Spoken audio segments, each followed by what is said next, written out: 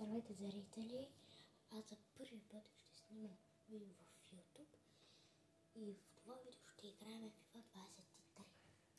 И също ще ми кажете, не мога да се определя кой е по-добрия, Меси или Роналдо. Ако е Меси, поставете един лайк. Ако Роналдо, поставете един коментар. Да видим кой най-много ще събере. Да видим. А ние през това време ще играем Аржентина срещу Португалия.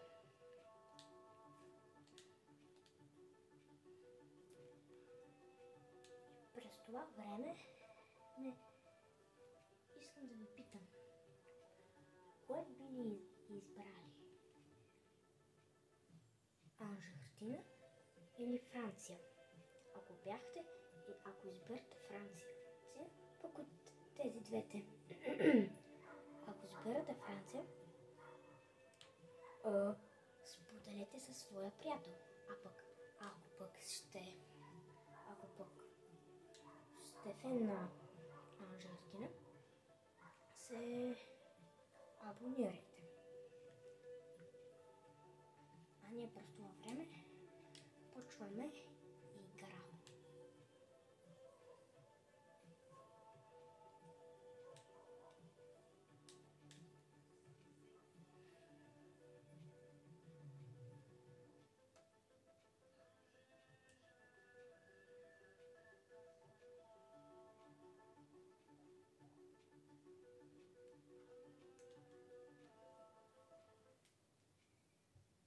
И също и според вас, кой ще бие? Аз, т.е. Аржентина или ботовете Португалия? Кой ще бие? Кажете също.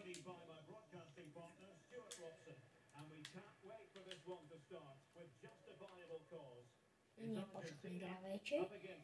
Меси е стопката. Какви опасни моменти, но е била спряна атака. Роналдо. Двамата най-велики футболисти се срещат не за кой път. За кой път се срещат. Но само да ви припомня. Ако знаете колко червени картона изкара Меси, напишете в коментарите. Ако знаете Роналдо колко, напишете пак в коментарите. Ама правилното.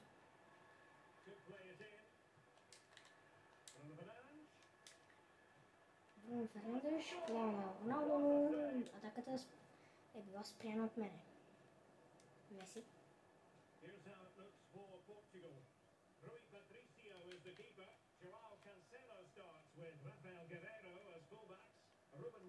И за малко да ги мина.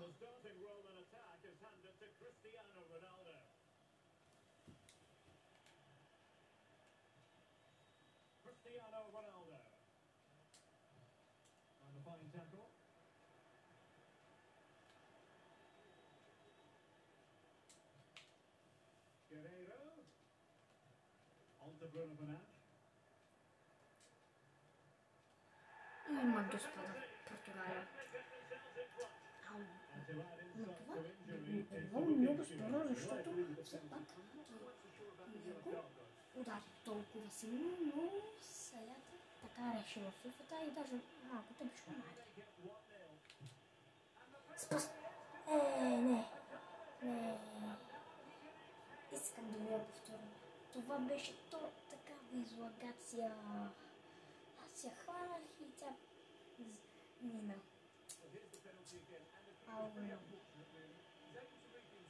Тя мина под мен. Нищо. Има достатъчно време да ги обърна.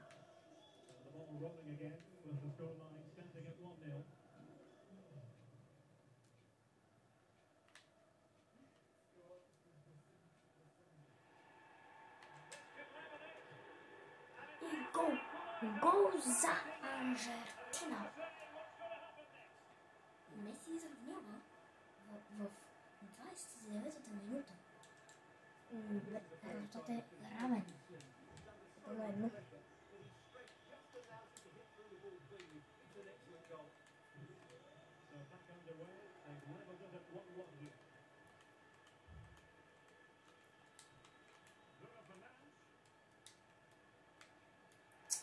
Ей, тук си е вече червен. Не трябваше. Но ще направя, за да може да имам все пак защитник. Ще взема водена защита. Ето така. Аз да имам поне да ми бъдат 4 защитника. Да са сами 4 защитника. Готово. Случва се. Това беше даже отзад влизане, много гадно отзад. Нямаше смисъл да го правя. Нищо. Каква креда за Кристиано Роналдо! По един момент си викам, леле, тя като лети, като удари града, си помислих, че удари отвътре градата. О, леле, боже.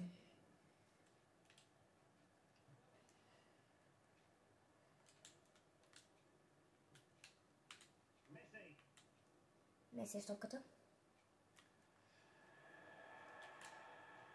Давай на Ди Мария поема и удар. И гол! Гол за Аржентина. Аржентина обърна Португалия в 38-та минута. В 38-та минута. С двата гола. С единия гол на Меси и единия на Ди Мария.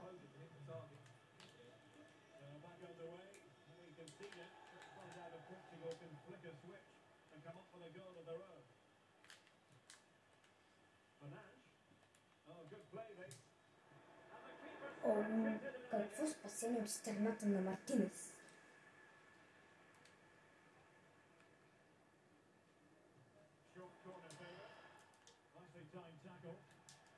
Важното, че не е корнер, а тъч. Този един вид беше като корнер, но обаче сърце. И резултата е 2-1 и така завършва първото полувреме. И сега малка пауза за вода и тоалетна за вас и за мен. И продължаваме. Но и вие да сте успели да пиете вода или да отидете до тоалетна като мене.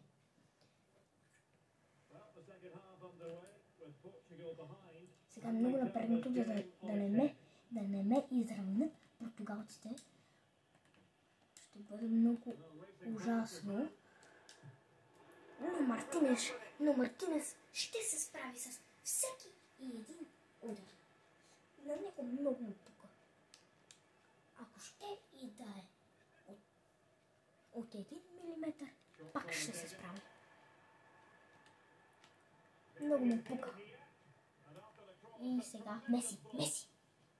Но не, топката беше избита с глава от португалците, но не видях от кой. Топката не е била излязла в корнер. Ди Мария с топката. И Пепе го спира.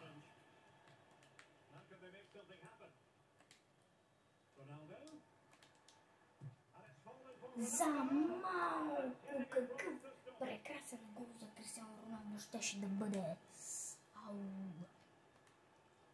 Важното, че Мартинес всеки един удар ще спаси. Даже и този, който даже не беше и толкова добър удар. Не? Така. Браво, Мартинес.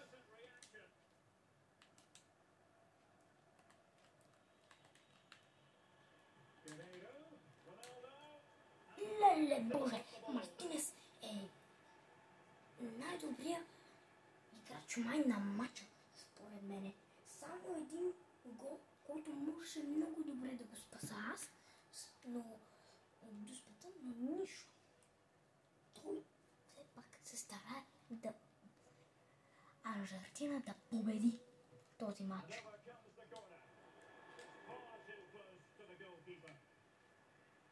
Меси стопката. А не. Не видях кой. Извинете.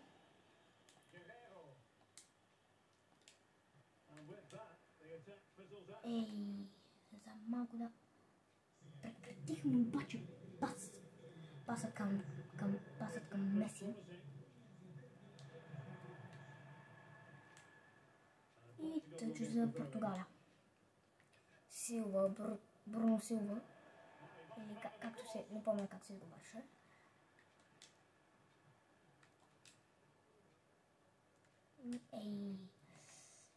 Май трябваше да поема с Меси. Това беше огромна грешка. Огромна! Какво изравняване от страната на Бруно Фернандеш.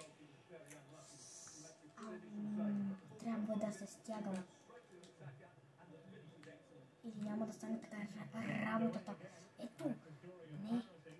Няма да стане така работата. Трябва да се стягам. Стегнато.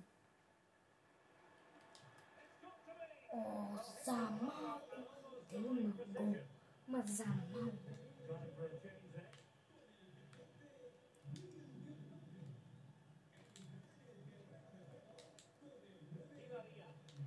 И как изпусна топката с Ди Мария. Пепе за малко Ди Мария да вземе топката от Пепе. Ди Мария.